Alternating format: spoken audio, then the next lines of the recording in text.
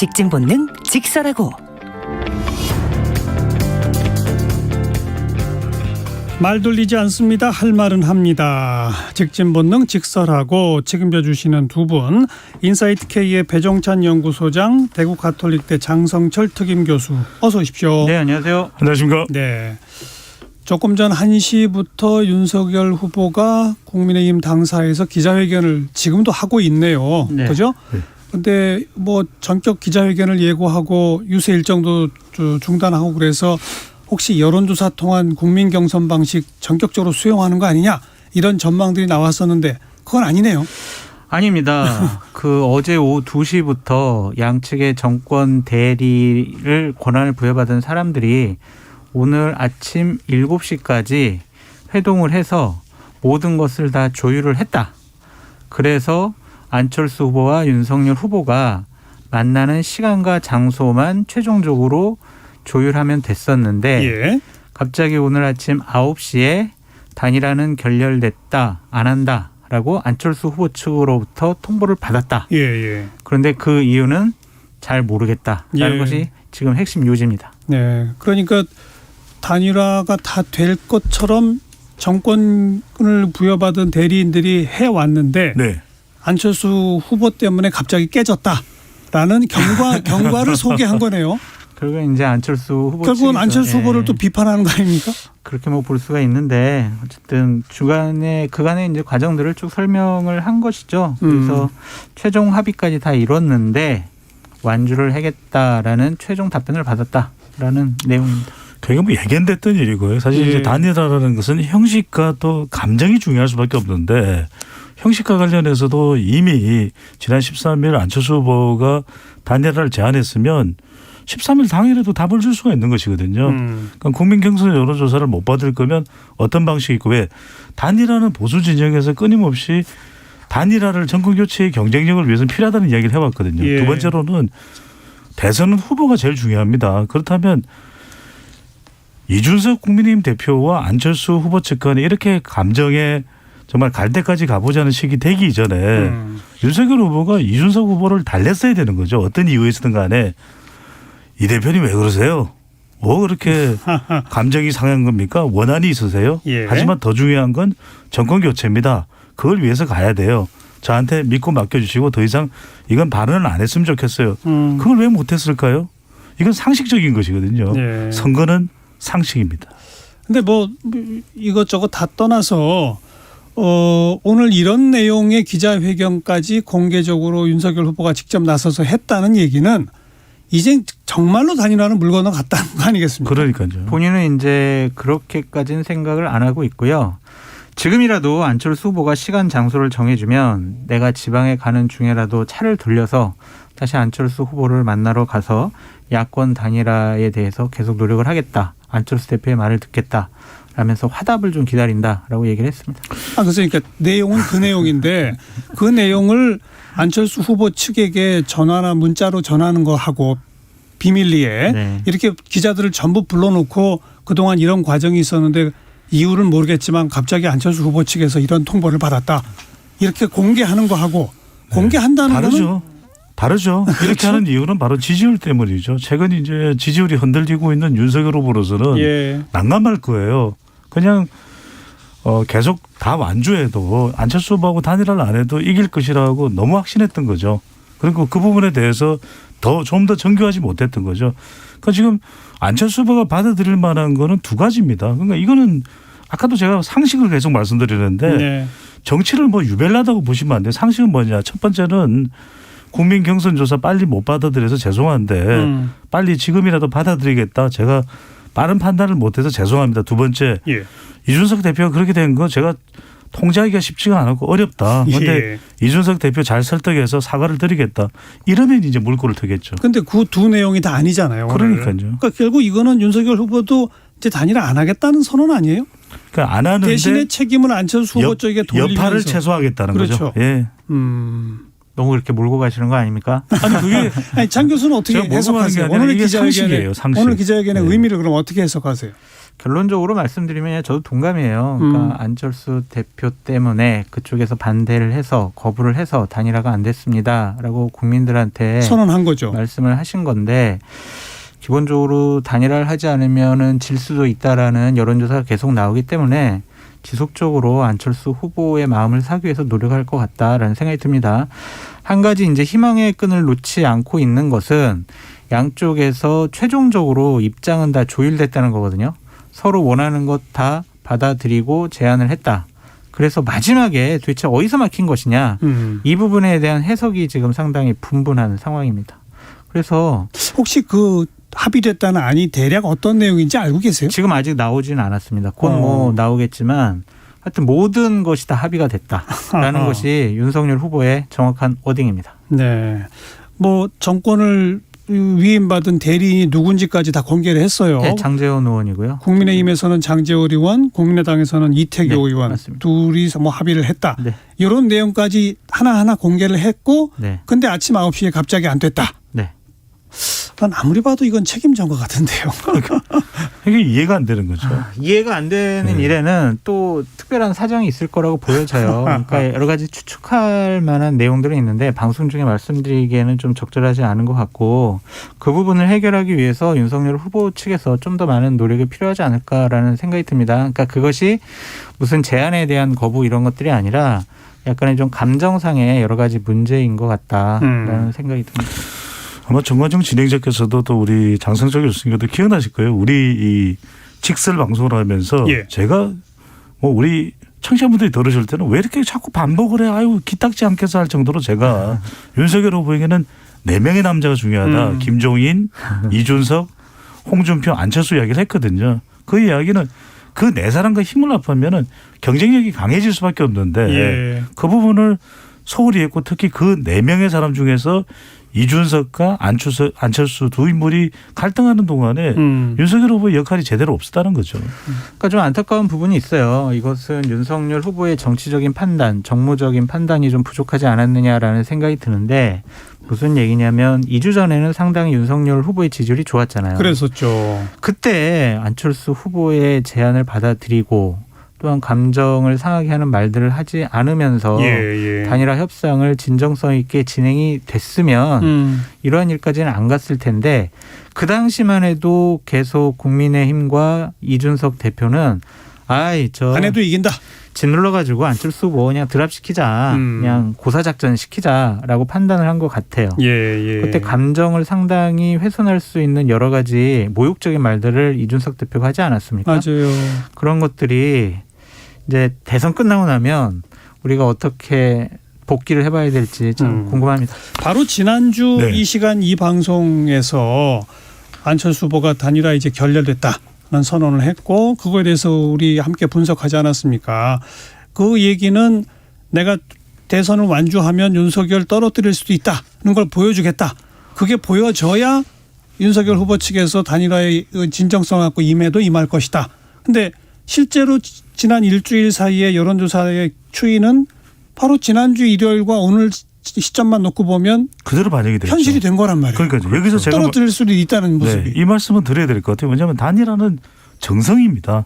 결렬되더라도 그 정성을 기울이냐에 대한 평가를 받는 것이거든요. 2002년 대선에서 선거일 바로 전날에 정몽준 후보가 단일화 지지를 철회합니다. 그랬죠. 그런데도 노무현 후보는 집까지 찾아가서 30분 이상을 머무르면서 정 의원님 왜 그러십니까? 마음 좀 돌려주세요. 예. 이렇게 이야기를 했는데 예. 우리가 잘 알고 있는 97년도 대선에 보면 이해창 후보가 한나라당 후보가 이인재 후보의 마음만 잡았어도 됐어요. 예. 그래서 김영삼 전 대통령은 회고를 하면서 그런 이야기를 했습니다. 이야기를 했어요. 이해창 후보에게 인재를 잡으라고. 근데 안 하는 거예요. 그러니까 중요한 건 정성이거든요. 설사 결렬되더라도 윤 후보가 13일 날 안철수 후보가 제안을 했으면 모든 일정 취소하고 저녁에 우리 안 후보님 만나겠습니다. 이랬더라면 상황은 달라지는 거죠.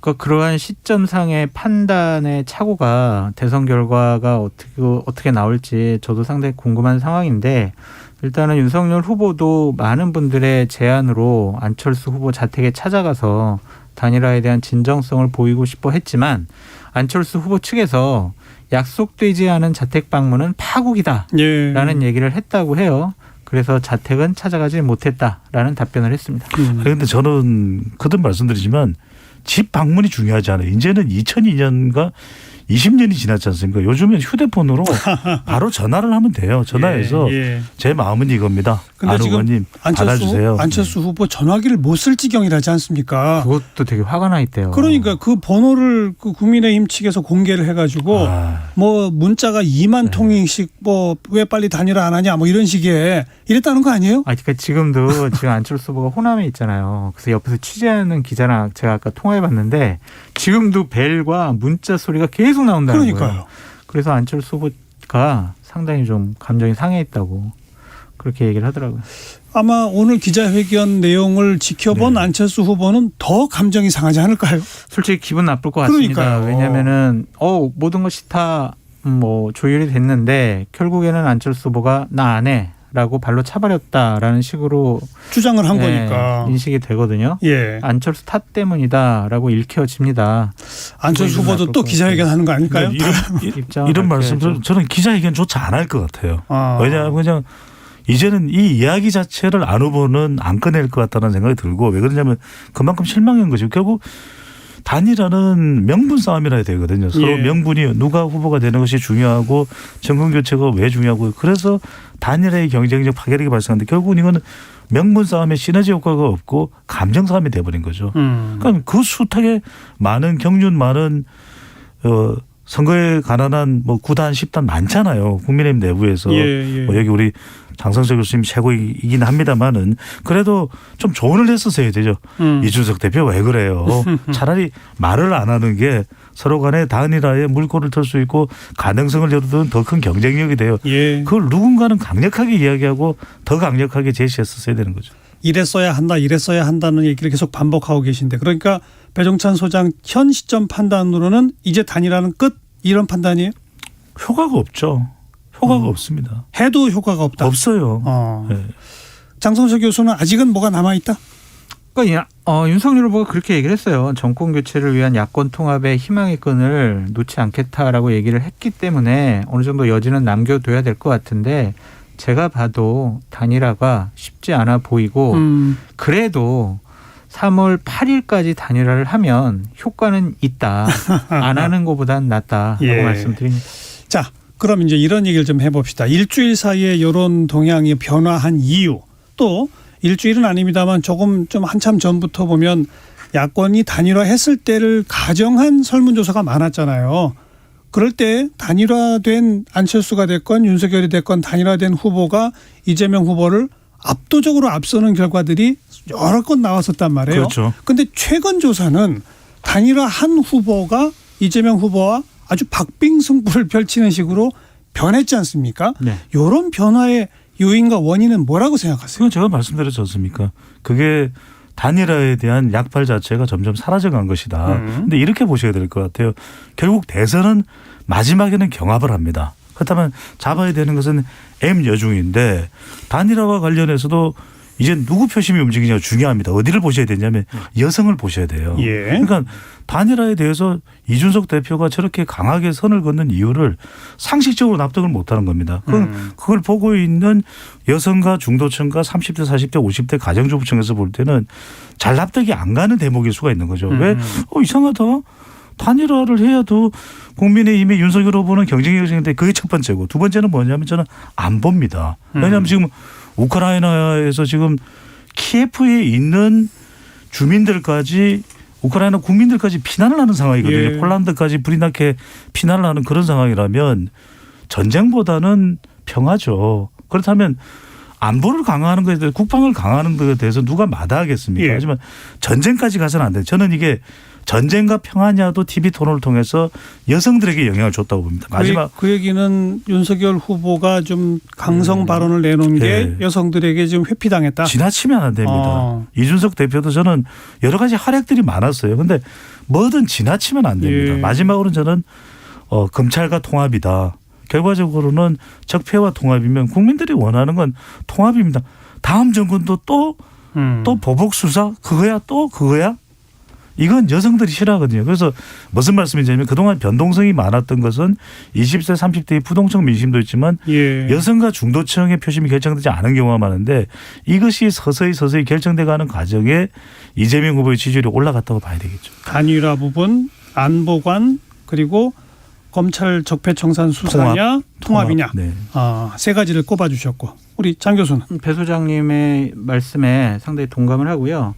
TV 토론을 보면 약간 좀 윤석열 후보가 준비가 좀 부족하지 않느냐라는 비판을 좀 많이 받았고 TV 토론 반문 정서에 기대한 그것을 강조하는 선거 캠페인만 했어요.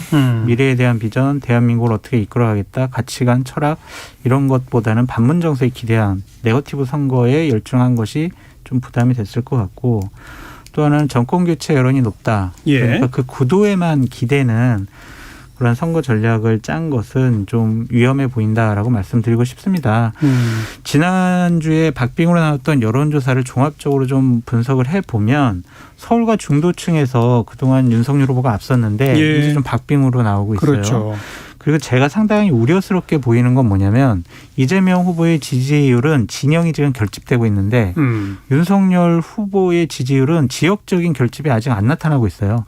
무슨 말이냐면 대구 경북에서 지금 간신히 60% 정도에 미치고 부산 경남에서는 50%를 넘지를 못하고 있어요. 보통 이거보다 좀 10% 정도 높아서 TK에서 한 70 나오고 PK에서 60이 나와야 선거 이길 수가 있는데 지금 10% 정도 이상 낮다. 이것은 진영의 지역의 결집이 이루어지지 않고 있다라는 생각이 들고. 그 결집이 왜 안 이루어질까요? 글쎄요. 그건 우리 배윤정 소장님 좀 분석을 해주시고 하나만 더 얘기해드릴게요. 그리고 그동안 우세해왔던 정당 지지도 그것도 지금 뒤집혔고 맞아요. 특히 추경이 통과된 이후에요. 지금 300만 원 재난지원금 지급이 됐잖아요. 그 이후에 여론조사를 보면 자영업자 층에서도 뒤집혔어요. 윤석열 후보한테 불리하게 나와요. 이런 것들을 보면 표심이 상당히 요동치고 있다라고 판단해 볼 수밖에 없습니다. 굉장히 중요한 말씀해 주신 게 자영업층에서 역대 대선에서 예. 직업적으로 보면 자영업층에서 지고 대통령 자리에 올라간 사람 없어요. 자영업층이 그만큼 중요한 것이 지금 코로나도 있죠. 그리고 현 정부가 뭐 최저임금제 등으로 인해서 자영업층을 훨씬 더 경쟁력 있게 견인할 수 있는 후보가 윤석열 후보거든요. 그러니까 이건 이미 윤석열 후보에게는 야권에게는 승리 코드는 만들어져 있었던 겁니다. 우리 시간을 통해서 누차 이야기를 드렸고 그러니까 우리 시간에 객관적으로 중립적으로 말씀을 드리고 있잖아요. 무슨 이야기냐. 3단계거든요. 첫 번째는 정부 평가. 그래서 반문 정서가 만들어진 것. 두 번째로는 대안 제시. 세 번째로는 단일화. 그리고 안정과 통합. 이렇게 가면 그냥 이기는 겁니다. 예. 어떤 선거든. 그런데 정부 평가가 내용이 많은 게 부동산, 경제, 취업, 그다음에 원전, 남녀 갈등, 검찰 개혁. 그러니까 검찰총장 출신으로 그렇게 갈등이 있었던 윤석열 후보가 대선의 비전을 제시하면서 검찰 개혁은 제 손으로 제대로 화끈하게 할 겁니다. 검찰요 힘 다 뺄 겁니다. 중도층이 감동하겠습니까? 안 하겠습니까? 감동하죠. 그러면은 근데 반대로 얘기했어요. 검찰을 더 그러니까 세게 여기에 하겠다. 단일화와 안정과 통합으로 가면 그냥 이건 승리 코드거든요. 배종찬 소장을 영입했어야 되는데. 아니 그건 아니. 그런 말씀 드리려고는 하는 건 아니거든요. 네. 근데 이제 윤석열 후보에게 아직 기회 요인이 있고. 잠깐만요. 네. 그 전에 아까 그 TK, PK 지역에서 과거보다 네, 10%씩 아직 10% 결집이 안 된다. 그 이유는 어디 있다고 보세요? 아니 그게 이제 보수에도 여러 종류의 보수가 있잖아요. 박근혜 전 대통령을 지지하는 보수도 있고 또 박근혜 전 대통령을 수사한 것에 대해서 못마땅하는 보수도 있고 그다음에 유승민 전 또 대표도 합류하지 않고 있잖아요. 사실상. 그러니까 그런 것들을 다 통합하기 위한 정치 작업이 사실 어떤 명분을 통해서 이루어졌었어야 되는 것이죠. 네.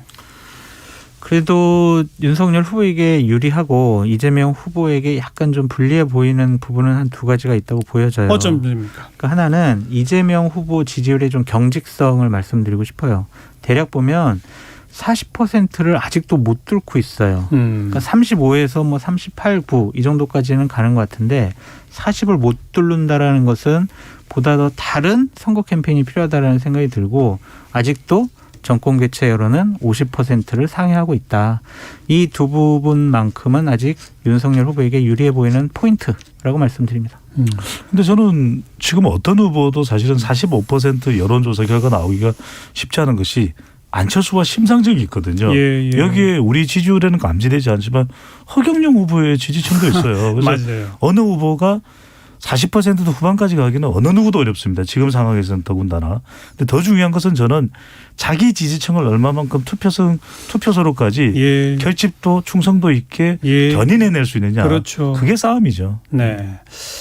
마지막 투표율도 엄청나게 중요한 변수인데 네. 지금 코로나 확진자가 엄청나게 맞습니다. 늘어나고 있는 이 상황이 아무래도 고연령층의 투표율에 조금 영향을 미치지 않겠느냐 이런 분석이 하나가 나오고요. 그렇죠. 또 한편 황교안 전 총리를 중심으로 지금 부정선거 주장하시는 일파들이 있지 아주 않습니까? 그만하시라고 그래요. 근데 그분들이 사전 투표는 절대 하지 마십시오. 막 이렇게 캠페인을 하고 있단 말이에요. 그래서 지금 국민의힘이 비상이라는 거 아니에요? 국민의힘에서는 지금 사전 투표해야 된다라는 그러니까요. 공식적인 선거 캠페인을 하고 있고요. 지금 오미크론 확산은 좀 국민의힘 윤석열 후보에게 상당히 좀 불리한 포인트 같아요. 그러니까요. 왜냐하면 60대 이상의 기저질환이 있으신 분들은 코로나가 확진됐으면 밖에 나가는 걸 좀 두려워할 것 같아요. 예. 시간 투표 시간이 6시부터 7시 반까지 이렇게 별도로 연장이 되긴 했지만 확진이 안 돼도 예. 어유 사람 많은 몰리는 곳에는 가지 말아야지 하는 게 좀 확대될 수는 있잖아요. 네. 이 그런 그런 점들이 상당히 좀 우려스럽다. 네, 중요한 게 많이들 이야기합니다. 뭐 샤이 표심 이야기도 하고 운운하는데 샤이 이재명, 샤이 윤석열 저는 근거가 없는 이야기예요. 그것도 구체적으로 어느 정도 비율이다. 뭐 과거에는 우리가 10년 전에는 수모 표심 10%다 이야기했지만 그건 예. 다 전화조사에서 무선 번호를 잡지 못했던 그런 한계가 있었기 때문이거든요. 예, 예. 그리고 있을 수는 있겠죠. 정치적으로. 하지만 그게 뭐 3%가 될지 2%가 될지 그건 모르는 것인데 저는 투표율도 마찬가지입니다. 지금 뭐 투표율이 높으면 민주당이 유리하다. 투표율이 낮으면 또 국민의힘이 유리하다. 그것도 다 속설일 뿐이지 그렇지도 않아요. 그러면은 87년 이후에 가장 투표율이 낮았던 2007년 대선에서는 63%인데 이명박 후보가 거뜬하게 당선이 됐잖아요. 그리고 2002년에도 투표율이 70%였으니까 그 이전에 예. 80%가 넘었던 92년이나 97년 대선보다도 2002년 노무현 대통령 당선될 때는 투표율이 좀 비교적 좀 낮은 편이었거든요. 그런데 무슨 말씀을 드리려고 하냐면 여기서 중요한 게 저는 인식입니다. 인식. 그러니까 장 교수님께서 말씀하셨던 대로 사전투표 뭐 조작되고 이런 그게 작동되면 상당히 국민의힘으로서는 타격을 받을 수밖에 없어요. 그래서 예. 투표는 최대한 빨리 최대한 기회를 잡았을 때 사전투표일 첫 번째 날이 제일 빠른 기회라면 그게 최선인 거죠. 그렇죠. 빨리 투표하는 게 중요한 거고 예. 더 중요한 건 후보들이 지지자들이 자칫 불편함 때문에 그래 뭐 확진도 뭐 어디까지 찾아가서 투표한다는 게 쉬운 일이 아니야. 애도 봐야지 빨래도 해야지. 이런 불편함을 감수하고 투표소에 갈 수 있게끔 동기부여를 해주는 것이 너무나도 중요하다. 무슨 말씀이냐.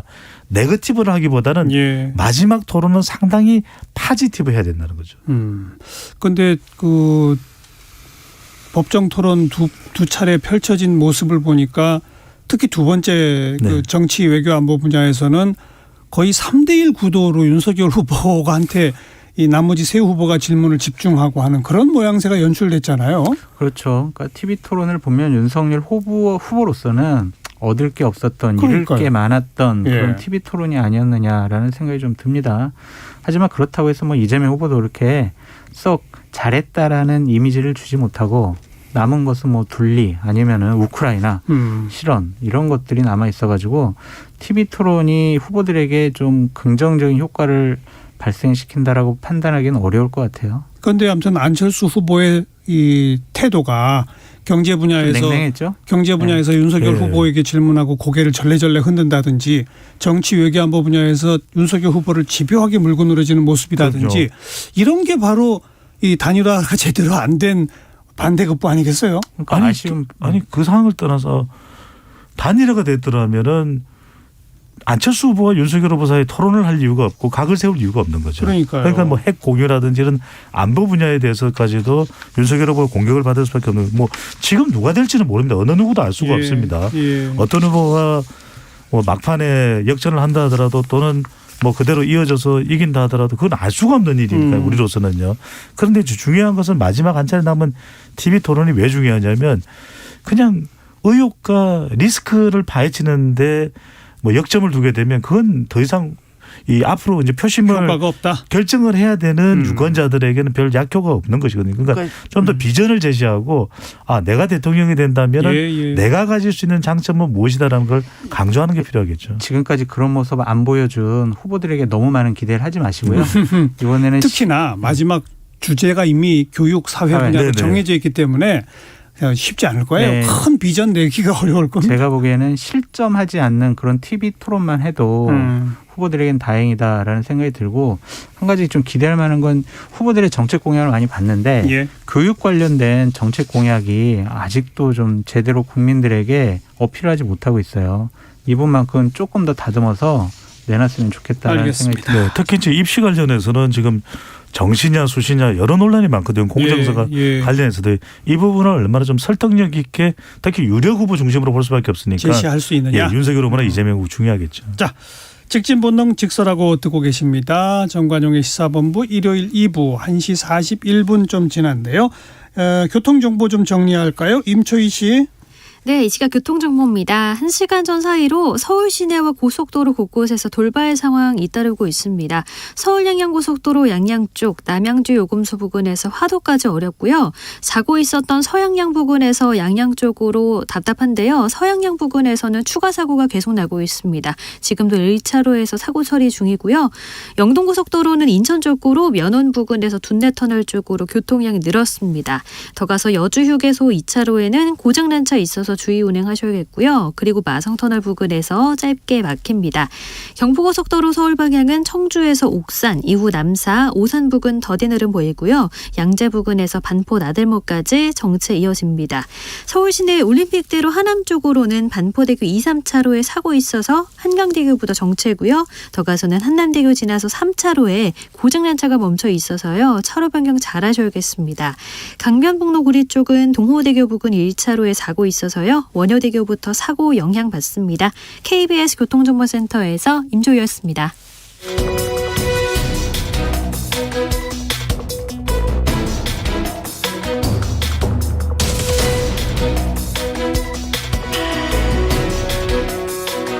여러분께서는 직진본능 직설하고를 듣고 계십니다.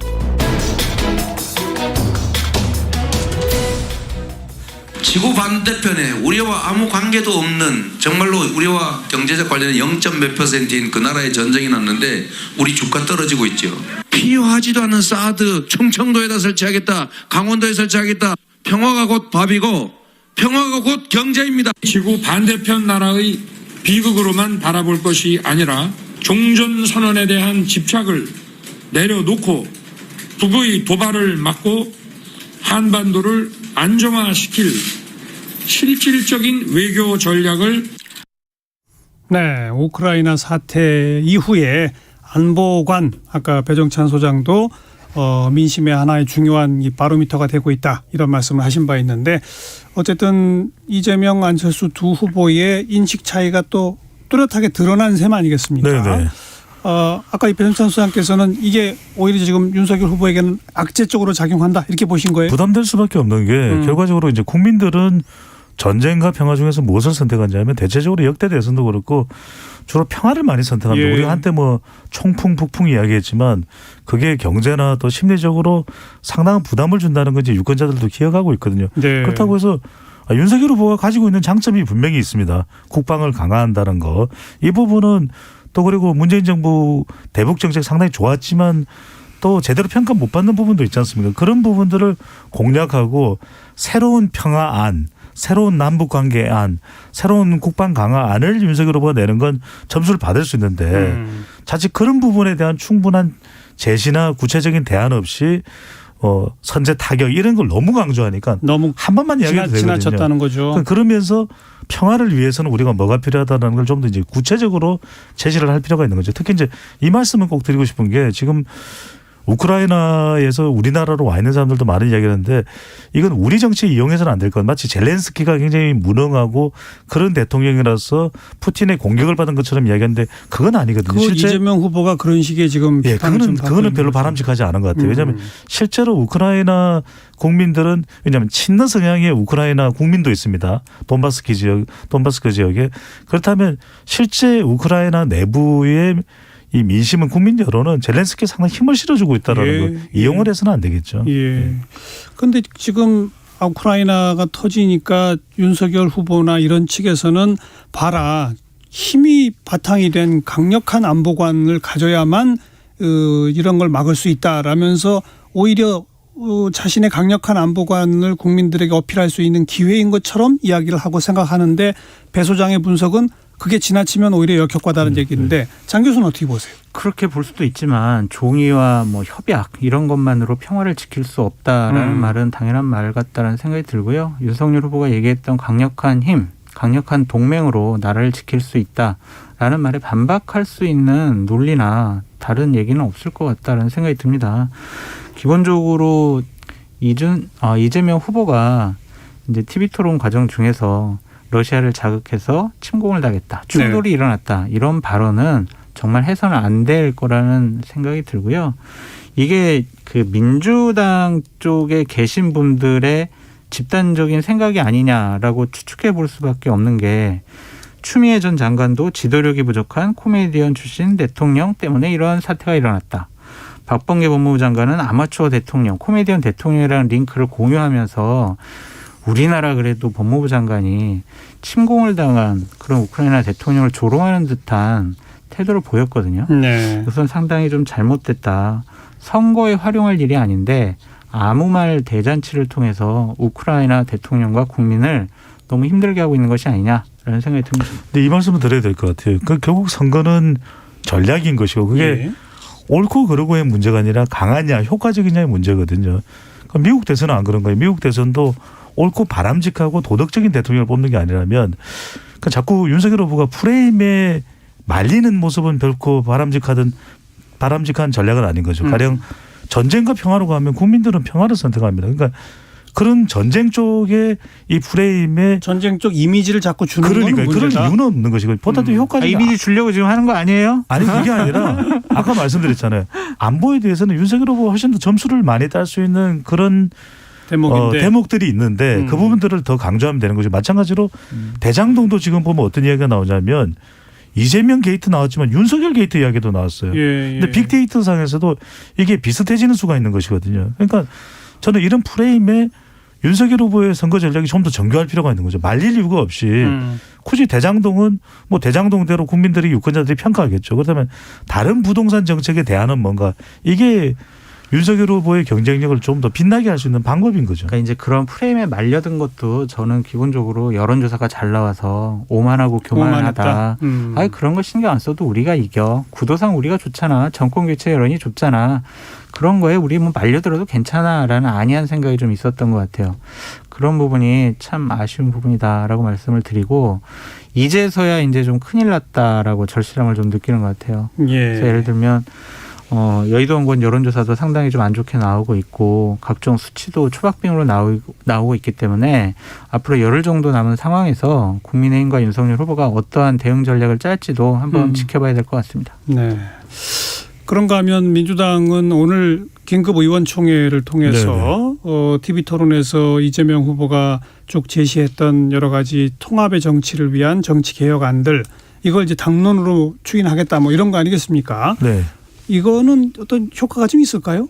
이걸 안 하는 것이 그동안 문제가 됐던 거죠. 이 정도 가지고는 또 안 되죠. 더 파격적이었어야 되는 거죠.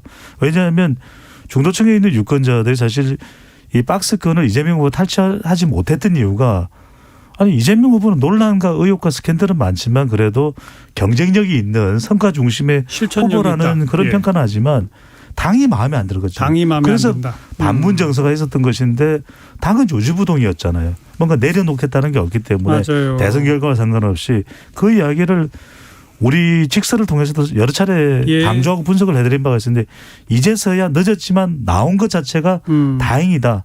필요했던 것이고 또 늦었다고 생각할수록 그때가 그래도 시작하는 단계라고 보니까 더 파격적인 게 나와야 되겠죠. 그러니까 저는 이 부분만큼은 이재명 후보의 순발력을 칭찬하지 않을 수 없다라고 말씀드립니다.